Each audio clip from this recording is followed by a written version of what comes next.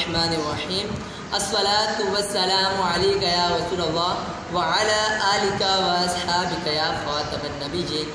آج کل بہت سے لوگ یہ بولتے ہیں کہ مولوی یعنی کہ علماء کا کام ہی کیا ہے، جبکہ اللہ تبارک و تعالیٰ قرآن پاک میں علماء کی شان بیان کرتے ہوئے ارشاد فرماتا ہے کہ انما یخشی اللہ من عبادہ العلماء،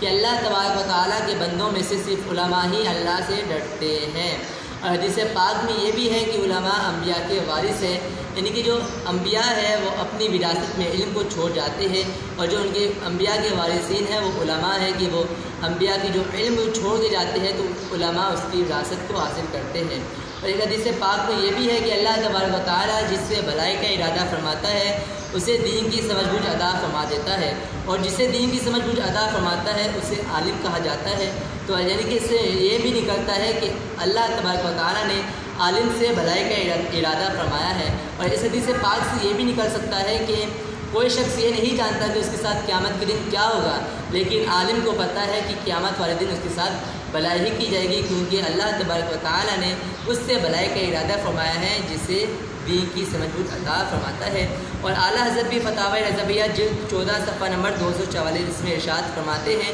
کہ جس کا مفہوم یہ ہے کہ یہ جملہ بولنا کہ مولوی لوگ جانتے ہی کیا ہے، کہ علماء جانتے ہی کیا ہے، تو اس جملے سے ضرور علماء کی توہین ثابت ہوتی ہے، اور علماء کی توہین کفر ہے۔